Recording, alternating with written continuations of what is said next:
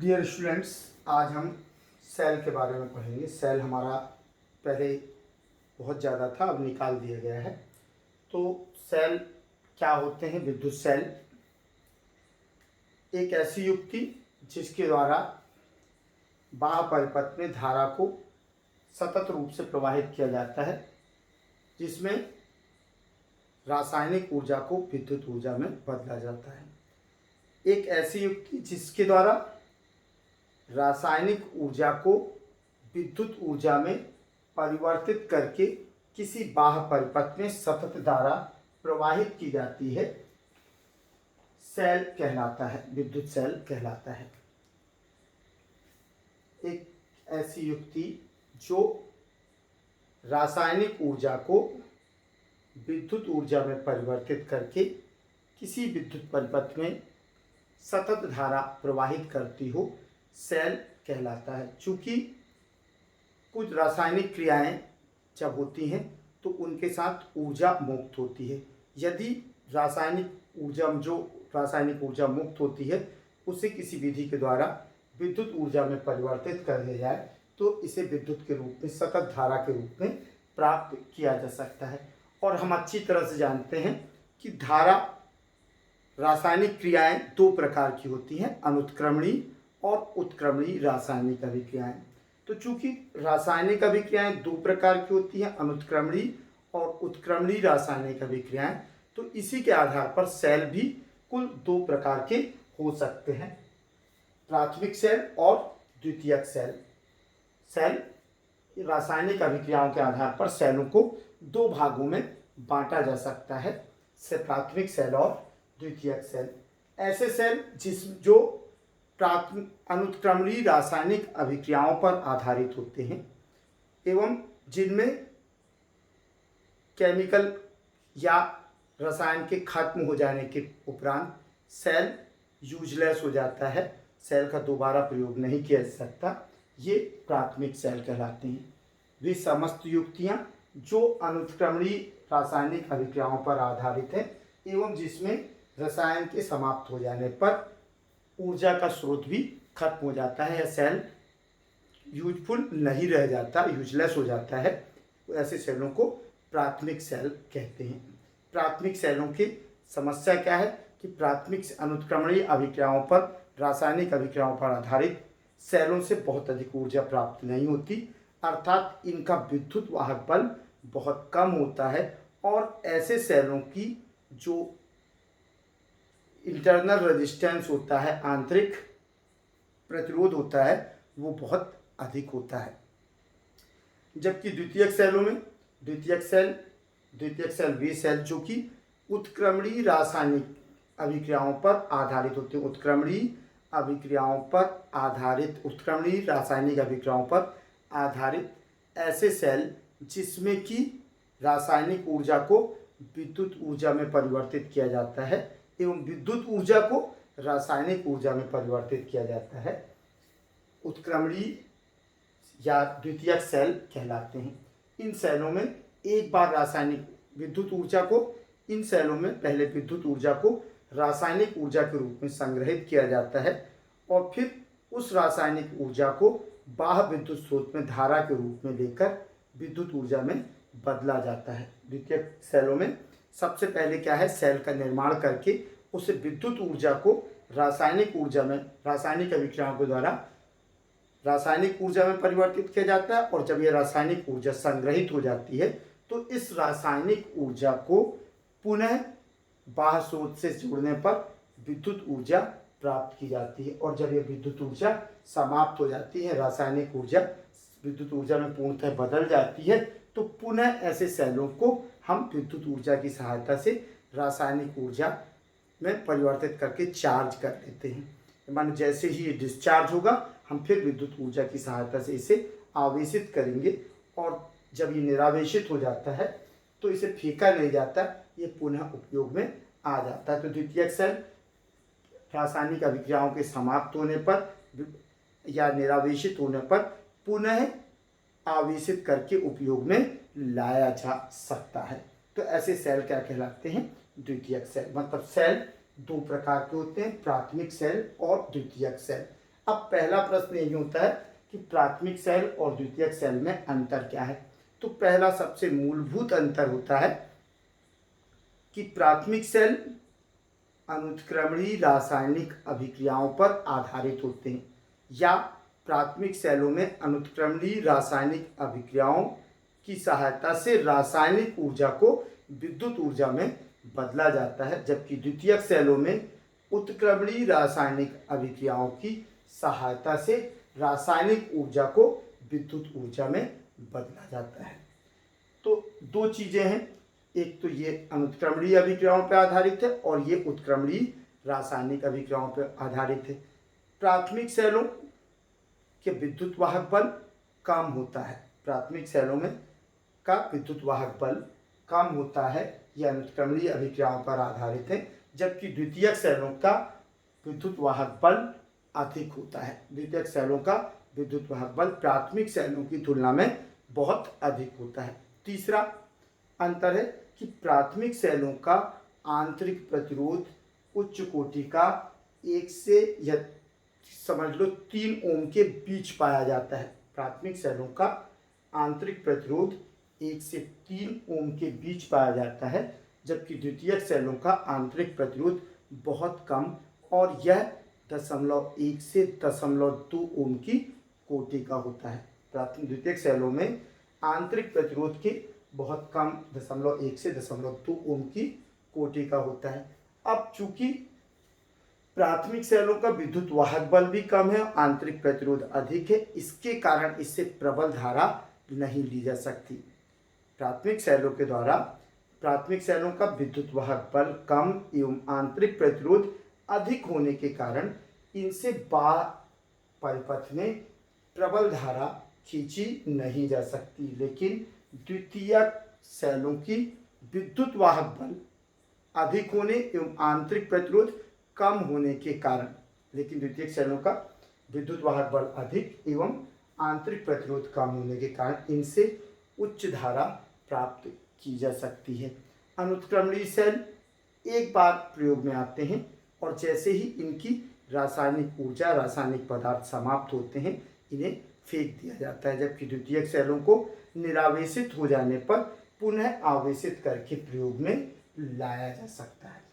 प्राथमिक सेलों के निरावेशित हो जाने पर ये सेल बेकार हो जाते हैं, इन्हें दोबारा प्रयोग में नहीं लाया जा सकता और द्वितीयक सेल दोबारा प्रयोग में लाए जा सकते हैं। प्राथमिक सेल हल्के और सस्ते होते हैं, प्राथमिक सेल हल्के और सस्ते होते हैं, लेकिन द्वितीयक सेल महंगे और भारी होते हैं। द्वितीयक सेल महंगे और भारी होते हैं। ये 5-6 अंतर आपके हो गए किसमें, प्राथमिक और द्वितीयक सेलों के बीच में। तो सेल क्या है, सेल के प्रकार, दोनों सेलों के प्रकारों में अंतर, ये प्रश्न इससे बनते हैं। और फिर इसके बाद 2 शब्दों का हमने प्रयोग किया, सेल का विद्युत वाहक बल और सेल का विद्युत वाहक बल प्लस दूसरा हमने यूज किया सेल का आंतरिक प्रतिरोध। तो हम पहले आते हैं सेल के विद्युत वाहक बल पर। तो सेल का विद्युत वाहक बल क्या होता है, खुले परिपथ में किसी सेल की, अच्छा दूसरा इसके पहले हम पढ़ लेते हैं सेल की संरचना क्या होती है। सेल में एक रासायनिक पदार्थ में या रासायनिक विलयन में, सेल में एक रासायनिक विलयन के अंदर 2 धातु की छड़ों को डुबाया जाता है। सेल के अंदर, सेल में क्या होता है, एक रासायनिक विलयन के अंदर 2 धातु की प्लेटों को डुबाया जाता है, जिसके कारण रासायनिक विलयन और धातुओं की प्लेट के बीच रासायनिक अभिक्रियाएं प्रारंभ हो जाती हैं। इनके लिए कुछ विशिष्ट प्रकार की धातु और विशिष्ट प्रकार के रासायनिक विलयन का प्रयोग किया जाता है। जिस रासायनिक विलयन का प्रयोग किया जाता है उसे हम कहते हैं विद्युत अपघट्य। सेल के अंदर जिस रासायनिक विलयन का उपयोग किया जाता है, किसी भी सेल बहुत प्रकार के होते हैं, लेक्लांसी सेल, डैनियल सेल, बोल्टी सेल, तो प्राथमिक सेल कई प्रकार के होते हैं।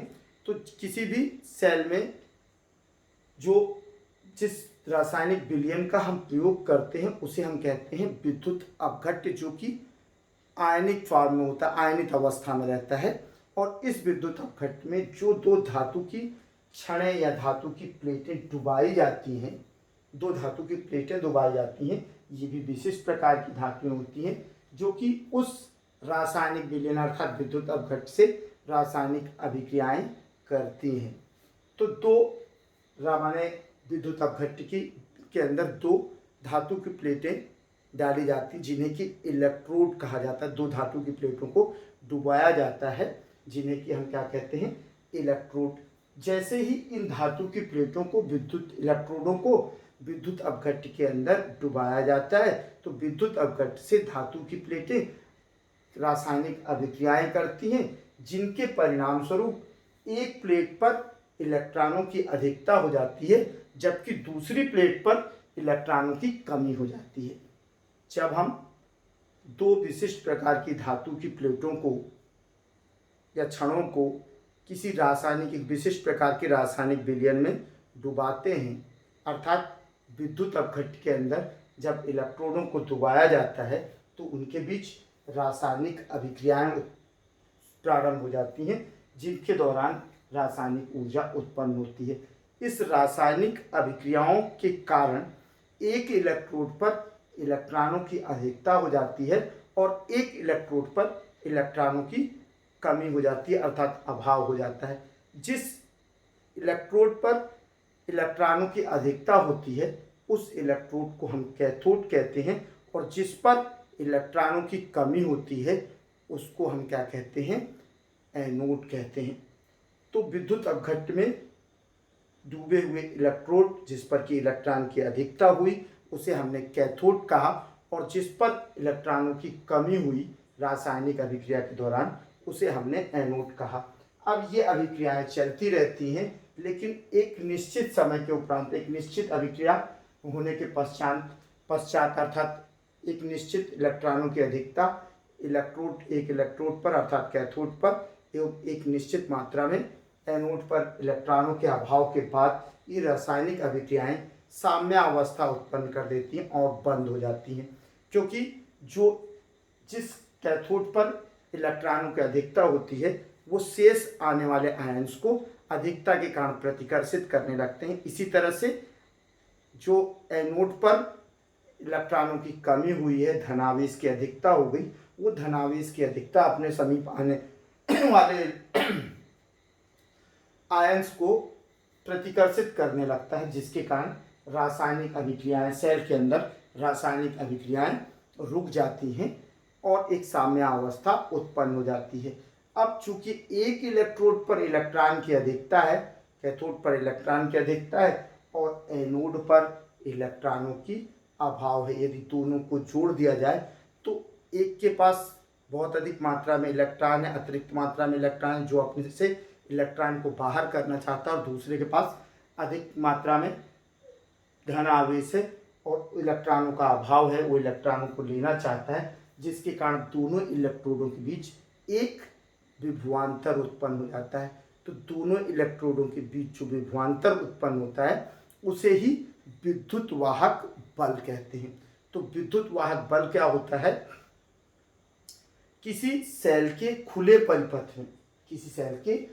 परिपथ में उसके दोनों इलेक्ट्रोडों के बीच का विभवांतर, किसी सेल के खुले परिपथ में उसके दोनों इलेक्ट्रोडों के बीच के विभव के अंतर को उस सेल का विद्युत वाहक बल कहते हैं। अब जैसे डैनियल सेल है, डैनियल सेल में हम क्या करते हैं कि कापर का बर्तन ले लेते हैं, कैथोड के रूप में काम करता है कापर का बर्तन, और एनोड के रूप में जिंक की राड का उपयोग किया है। मैंने कैथोड कापर की प्लेट कैथोड का काम करती है और जिंक की प्लेट एनोड का काम करती है और विद्युत अपघट्य के रूप में तनु H2SO4 का उपयोग किया जाता है। तो माने जैसे ही हम कापर की प्लेट में तनु H2SO4 डालेंगे Zn, तो ये जिंक से क्रिया करेगा और किससे क्रिया करेगा, इनमें H2SO4 H प्लस SO4 2- के साथ रहेगा, माने आयनिक अवस्था में रहेगा और ये कापर और Zn से क्रिया करेगा, जिसके कारण एक माने दोनों पर, एक पर इलेक्ट्रॉनों की अधिकता और एक पर इलेक्ट्रॉनों की कमी हो जाएगी, और दोनों के बीच में, इलेक्ट्रोडों के बीच एक विभव का अंतर उत्पन्न हो जाएगा। और खुले परिपथ में दोनों इलेक्ट्रोडों के बीच विभव के अंतर को हम क्या कहते हैं? विद्युत वाहक बल कहते हैं। विद्युत वाहक बल की एक और परिभाषा है किसी सेल के संपूर्ण परिपथ में, किसी सेल के संपूर्ण परिपथ में इकाई धारा को प्रवाहित करने के लिए किसी सेल के पूर्ण विद्युत परिपथ में इकाई धारा को प्रवाहित करने के लिए जो ऊर्जा सेल से ली जाती है, उस ऊर्जा को सेल का विद्युत वाहक बल कहते हैं। किसी सेल के विद्युत परिपथ में, पूर्ण विद्युत परिपथ में इकाई धारा को या इकाई आवेश को प्रवाहित करने पर सेल के द्वारा ली गई विद्युत ऊर्जा को उस सेल का विद्युत वाहक बल कहते हैं। ठीक है। या दूसरी परिभाषा आप कह सकते हो कि किसी सेल के खुले परिपथ में सेल के दोनों टर्मिनल या सेल के दोनों इलेक्ट्रोडों के बीच विभव के अंतर को हम विद्युत वाहक बल कहते हैं। अब ये तो बना सेल का स्ट्रक्चर, सेल की संरचना। जब सेल के दोनों इलेक्ट्रोडों को किसी तार के द्वारा जोड़ दिया जाता है, जैसे ही किसी सेल के दोनों इलेक्ट्रोडों को किसी प्रतिरोध या किसी तार के द्वारा आपस में जोड़ दिया जाता है, तो कैथोड से इलेक्ट्रॉन, जहाँ पर कैथोड पर जहाँ इलेक्ट्रॉन अधिक मात्रा में है, वो तेजी के साथ एनोड की ओर प्रवाहित होने लगते हैं और धारा सेल के बाह्य परिपथ में सेल से एनोड से कैथोड की ओर प्रवाहित होती है। धारा कहाँ प्रवाहित होती है? सेल जब किसी सेल को कहाँ जोड़ दिया जाता है? बाह्य प्रतिरोध या किसी एक तार के द्वारा जोड़ दिया जाता है। ये बाह्य प्रतिरोध R है, ये आंतरिक प्रतिरोध। सेल का विद्युत वाहक बल हम E ले लें, तो जैसे ही इस सेल को हम जोड़ेंगे, इसमें बाह्य प्रतिरोध या बाहर से दोनों इलेक्ट्रोडों को जोड़ देंगे, तो सेल से धारा एनोड से कैथोड की ओर प्रवाहित होगी बाह्य परिपथ में। लेकिन जैसे ही हम इससे धारा लेते हैं, सेल से धारा ली जाती है, तो सेल के अंदर की साम्य अवस्था इलेक्ट्रॉनों की कमी के कारण फिर से प्रारंभ हो जाती है। माने साम्य अवस्था टूट जाती है और रासायनिक अभिक्रियाएं प्रारंभ हो जाती हैं। जब किसी सेल के दोनों इलेक्ट्रोडों से किसी तार को जोड़ा जाता है, तो कैथोड से इलेक्ट्रॉन एनोड की ओर प्रवाहित होते हैं और बाह्य परिपथ में धारा एनोड से कैथोड की ओर प्रवाहित होने लगती है। लेकिन सेल के अंदर धारा, सेल के अंदर चूंकि अनबैलेंस्ड कंडीशन के कारण जैसे ही धारा लेते हैं, उसी समय जो सेल के अंदर की रासायनिक अभिक्रियाओं की साम्यावस्था थी वो टूट जाती है और रासायनिक अभिक्रियाओं की साम्यावस्था के टूटने के कारण रासायनिक अभिक्रियाएं पुनः प्रारंभ हो जाती हैं। रासायनिक अभिक्रियाएं क्या होती हैं? पुनः प्रारंभ हो जाती हैं और सेल के अंदर धारा कैथोड से एनोड की ओर प्रवाहित होती है, जहां पर इस धारा आयन के रूप में प्रवाहित होती है। अर्थात धारा इस कैथोड से सेल में बाहर धारा एनोड से कैथोड की ओर प्रवाहित होती है, लेकिन सेल के अंदर धारा कैथोड से एनोड की ओर प्रवाहित होती है, जिसके मार्ग में विद्युत अपघट्य के द्वारा अवरोध उत्पन्न किए जाते हैं। विद्युत अपघट्य है उदासीन जो H2SO4 के अणु होंगे या जो विद्युत अपघट्य के अणु होंगे, वो उसके मार्ग में बाधा उत्पन्न करते हैं। तो किसी भी सेल के अंदर, किसी सेल के अंदर धारा के प्रवाह में विद्युत अपघट्य के द्वारा डाली गई रुकावट को या अवरोध को या प्रतिरोध को सेल का आंतरिक प्रतिरोध कहते हैं। किसी विद्युत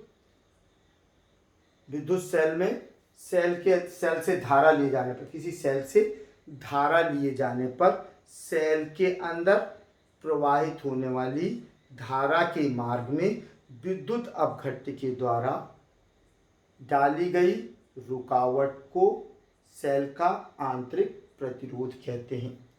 किसी सेल से धारा लिए जाने पर सेल के अंदर धारा के मार्ग में विद्युत अपघट्य के द्वारा डाले गए अवरोध या प्रतिरोध को सेल का आंतरिक प्रतिरोध कहते हैं। तो सेल का आंतरिक प्रतिरोध के मुख्य कारण क्या है? जो सेल के आंतरिक प्रतिरोध को प्रभावित करने वाले जो कारक हैं वो 4 से 5 कारक हैं। पहला, विद्युत अपघट्य की प्रकृति, कि हमने दोनों जो इलेक्ट्रोड लिए हैं उसके साथ विद्युत अपघट्य किस तरह का लिया गया। तो विद्युत अपघट्य की प्रकृति जिस प्रकार की होगी उस पर अभिक्रियाएं भी उसी तरह की होंगी। तो यदि विद्युत अपघट्य अच्छी खासी आयनित अवस्था में है तो ऐसी कंडीशन में आंतरिक प्रतिरोध कम होगा।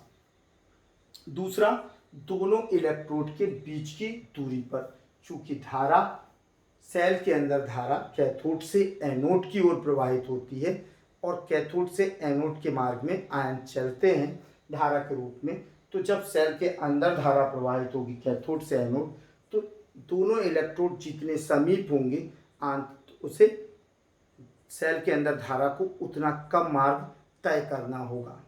सेल के अंदर धारा को उतनी कम दूरी चलना पड़ेगा और जब जितनी कम दूरी चलना पड़ेगा उसका आंतरिक प्रतिरोध उतना कम होगा। यदि हम सेल के इलेक्ट्रोडों के बीच की दूरी बढ़ा दें तो धारा को एक इलेक्ट्रोड से कैथोड से एनोड तक जाने के लिए ज़्यादा दूरी चलनी होगी। जितनी अधिक दूरी होगी विद्युत अपघट्य उसके मार्ग में उतनी अधिक रुकावट पैदा करेगा।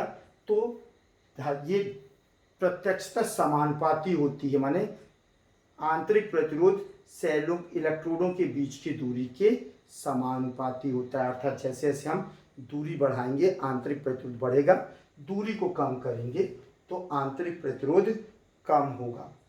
तीसरा, सेल के विद्युत अपघट्य के अंदर डूबा हुआ इलेक्ट्रोड का हिस्सा, विद्युत अपघट्य के अंदर इलेक्ट्रोड का जितना क्षेत्रफल डूबा होगा आंतरिक प्रतिरोध उतना कम होगा और जितना कम होगा तो उतना अधिक हो जाएगा। अर्थात विद्युत अपघट्य के अंदर यदि इलेक्ट्रोडों को अधिक मात्रा में डुबाया जाए तो उतना क्षेत्रफल उन्हें रासायनिक, विद्युत अपघट्य में डूबा हुआ क्षेत्रफल उन्हें रासायनिक अभिक्रियाओं के लिए उपलब्ध होगा और जितना अधिक क्षेत्रफल होगा उतना तेजी से अभिक्रियाएं होंगी जिसके कारण आंतरिक प्रतिरोध कम हो जाएगा। तो विद्युत अपघट्य में डूबा हुए हिस्से के हिसाब से विद्युत अपघट्य में इलेक्ट्रोडों के डूबे हुए क्षेत्रफल पर भी आंतरिक प्रतिरोध निर्भर करता है। एक हो गया विद्युत अपघट्य की प्रकृति। दूसरा, चौथा, विद्युत अपघट्य की सांद्रता। यदि विद्युत अपघट्य बहुत अधिक सांद्र है, यदि विद्युत अपघट्य की सांद्रता को बढ़ा दिया जाए तो आयंस को कैथोड से एनोड की ओर चलने में उतनी अधिक रुकावटें उत्पन्न होगी।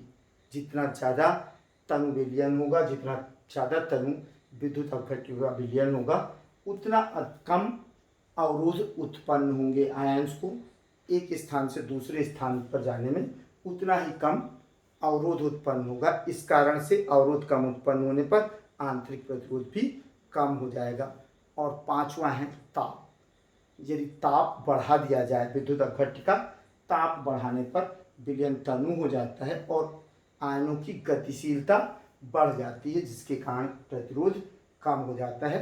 तो किसी सेल का आंतरिक प्रतिरोध क्या होता है और उसे प्रभावित करने वाले कारक कौन कौन से होते हैं, ये भी एक क्वेश्चन बनता है। तो हमने कहा सेल का आंतरिक प्रतिरोध, किसी सेल से धारा ली जाते समय जब किसी सेल से धारा को लिया जाता है तो धारा बाह्य परिपथ के साथ साथ सेल के अंदर भी इलेक्ट्रोडों के बीच बहती है और सेल के अंदर धारा कैथोड से एनोड की ओर बहती है।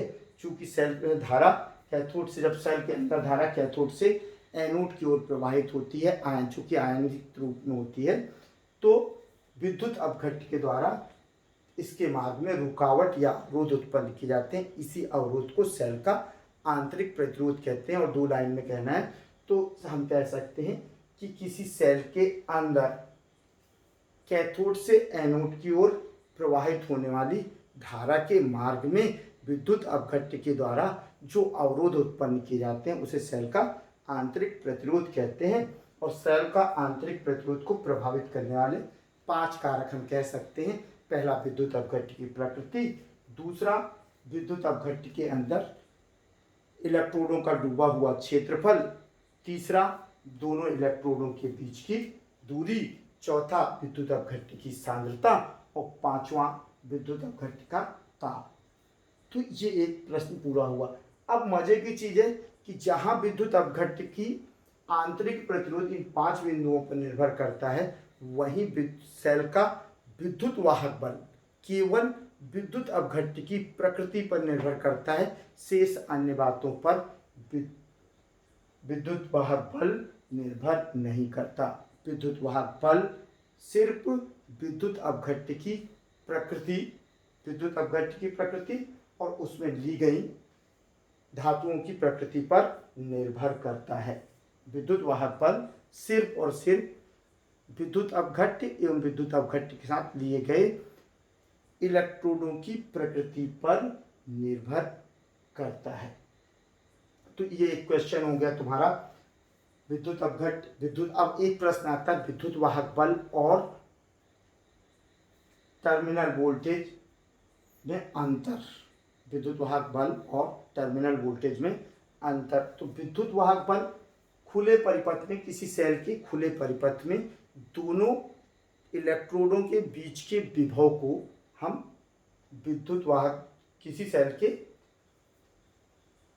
क्या कहा हमने, किसी सेल के खुले परिपथ में, जब सेल से कोई धारा ना ली जा रही हो, या हम इसे इस भी कह सकते हैं जब सेल से कोई धारा ना ली जा रही हो, तब सेल के दोनों इलेक्ट्रोडों के बीच के विभव के अंतर को विद्युत वाहक बल कहते हैं।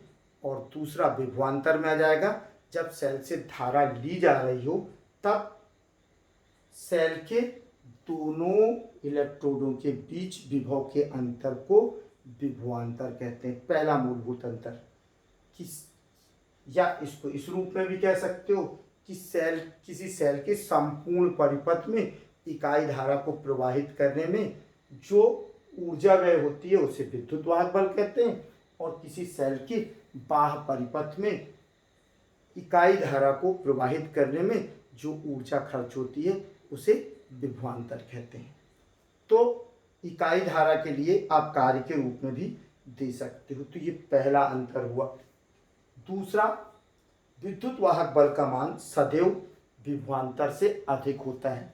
विद्युत वाहक बल का मान सदैव विभवांतर से अधिक होता है। विभवांतर में हम लिख देंगे कि विभवांतर का मान सदैव विद्युत वाहक बल से कम होता है। लेकिन जो द्वितीयक सेल होते हैं उसे जब आवेशित किया जाता है, आवेशित करते समय या आवेशन की क्रिया के दौरान विभवांतर का मान विद्युत वाहक बल से अधिक होता है, क्योंकि क्रियाएं विपरीत हो जाती हैं। जब हम किसी द्वितीयक सेल को आवेशित करते हैं तब विद्युत वाहक बल का मान सदैव विभवांतर से कम होता है। विभवांतर में लिख दिए कि आवेशित करते समय, किसी सेल को आवेशित करते समय विभवांतर का मान सदैव विद्युत वाहक बल से अधिक होता है। ये 3 मूलभूत अंतर हैं। और चौथा पांचवा यदि बनाना चाहो तो बना सकते हो कि जब सेल से कोई धारा नहीं ली जाती तो विद्युत वाहक बल और दोनों इलेक्ट्रोडों के बीच का विभवांतर ही विद्युत वाहक बल होता है। और इसी चीज़ को आप इसमें लिख दो कि जब कोई करंट नहीं लिया जाता तब सेल का विद्युत वाहक बल ही विभवांतर होता है।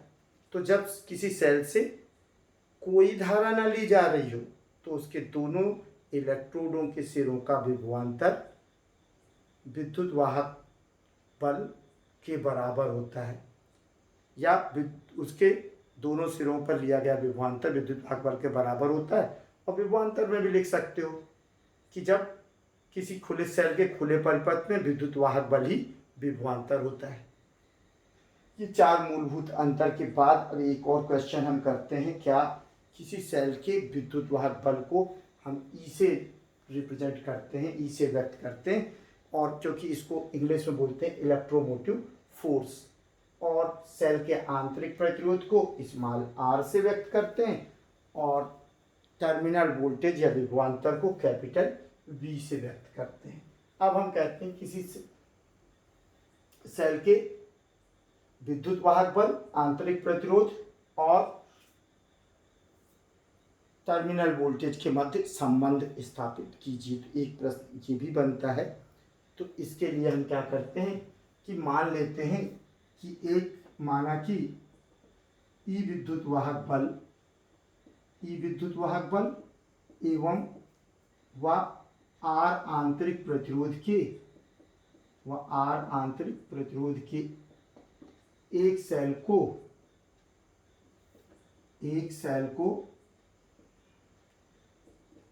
बाह्य प्रतिरोध R के साथ परिपथ में बाह्य प्रतिरोध R के साथ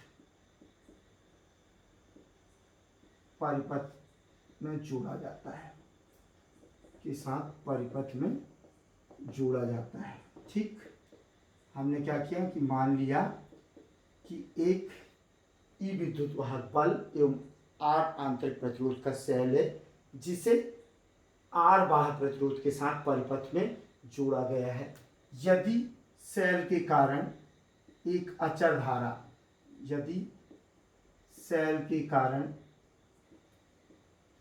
अचर धारा I परिपथ में प्रवाहित होती हो, कौन सी धारा परिपथ में प्रवाहित होती हो तो I इज इक्वल टू धारा बराबर कुल विद्युत वाहक बल, परिपथ का कुल विद्युत वाहक बल बटे कुल विद्युत वाहक बल बटे कुल प्रतिरोध। अब परिपथ का कुल प्रतिरोध कितना है तो I इज इक्वल टू विद्युत वाहक बल तो इसका E है और कुल प्रतिरोध क्या हो जाएगा R और स्मॉल r, मतलब दोनों श्रेणी संयोजन में दोनों का योग कितना हो गया, परिपथ में कुल प्रतिरोध कितना हो गया R प्लस R। अब हमने इसका तिर्यक गुणा कर दिया तो ये हो जाएगा IR plus I into small r is equal to E।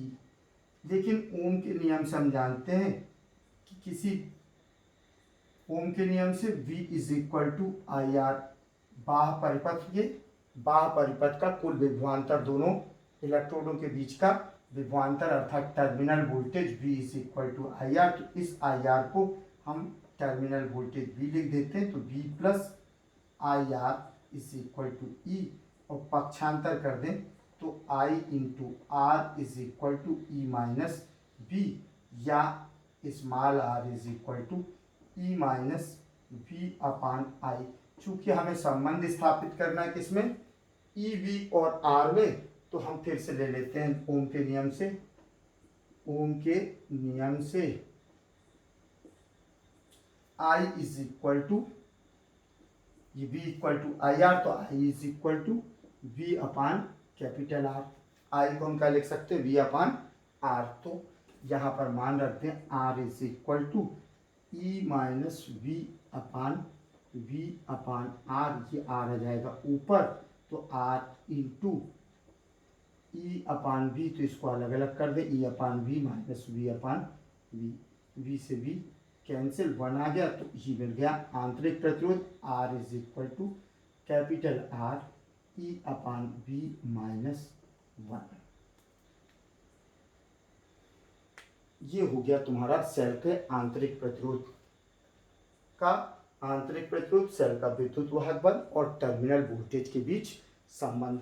एक प्रश्न छोटा सा और रह गया था तुम्हारा, थर्मिस्टर क्या होते हैं, इसके बारे में भी 3 नंबर के प्रश्न आने, इससे तो हम पढ़ लेते हैं थर्मिस्टर क्या होते हैं। तो थर्मल सेंसिटिव रजिस्टर, थर्मिस्टर को यदि हम तोड़ें तो क्या होता है थर्मल सेंसिटिव रजिस्टर्स, थर्मल ऊष्मा के सेंसिटिव संवेदनशील रजिस्टर, ऊष्मा के प्रति अति संवेदनशील प्रतिरोधों को ही थर्मिस्टर कहते हैं। ऐसी युक्ति जो ताप के प्रति अति संवेदनशील हो उसे थर्मिस्टर कहते हैं। जिनका ताप बढ़ाने पर उनका प्रतिरोध या जिनका ताप बढ़ाने या कम करने पर उनका प्रतिरोध बहुत तीव्रता से परिवर्तित होता है, थर्मिस्टर कहलाते हैं। थर्मिस्टर वास्तव में निकिल, कोबाल्ट, कॉपर ऑक्साइड्स के बने होते हैं। इनके ऑक्साइड से बनाए जाते हैं, जो कि राड या चक्ति, छोटी छोटी राड या चक्ति के रूप में रहते हैं। इनसे दो प्लेटिनम की तारें निकली होती हैं, सर्किट में जोड़ने के लिए दो तारें निकली होती हैं, और ये इतने संवेदनशील होते हैं कि इन्हें ये न्यूनतम ताप, बहुत कम ताप को भी पर भी इनके प्रतिरोध परिवर्तित होते हैं और ये उस ताप को व्यक्त कर देते हैं। तो ऐसी युक्तियां जो ताप के प्रति अति संवेदनशील हों और ताप बढ़ाने पर या कम करने पर उनके प्रतिरोध तीव्रता से परिवर्तित होते हों, थर्मिस्टर कहलाती हैं। थर्मिस्टर को निकेल, कोबाल्ट, कॉपर जैसे ऑक्साइडों से बनाया जाता है। इनकी शेप छोटी छोटी चक्तियों, राड, चक्ति राड या बेलनाकार या वृत्ति होते हैं। इन्हें इनको माने सर्किट में जोड़ने के लिए इनमें से दो प्लेटिनम की तार निकली होती हैं, जिनकी सहायता से इन्हें सर्किट में जोड़ा जाता है। घर की जितनी युक्तियां हम यूज करते हैं, कंप्यूटर हो, टेलीविज़न हो, इन्हें ताप नियंत्रण के लिए भी प्रयोग किया जाता है। थर्मिस्टर को ताप नियंत्रण के लिए प्रयोग किया जाता है। ये ऑक्साइड्स के बने होते हैं, इसके निकिल, कोबाल्ट, कॉपर जैसे पदार्थ, मेटल के ऑक्साइडों से मिलाकर बनाए जाते हैं, और ये ताप गुणांक पर निर्भर करते हैं। और ताप गुणांक दो तरह के हो सकते हैं, एक धनात्मक ताप गुणांक और एक ऋणात्मक ताप गुणांक।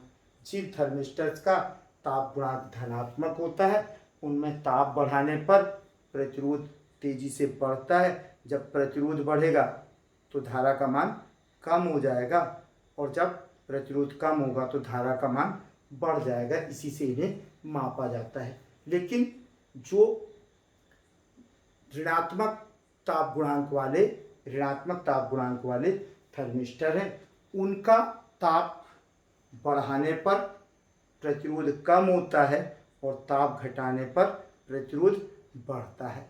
इस तरह से दो तरह के थर्मिस्टर होते हैं, वो आप लोग पढ़ लेना। इसको मैंने मोटा मोटा एक्सप्लेन कर दिया है। Okay, thanks for watching.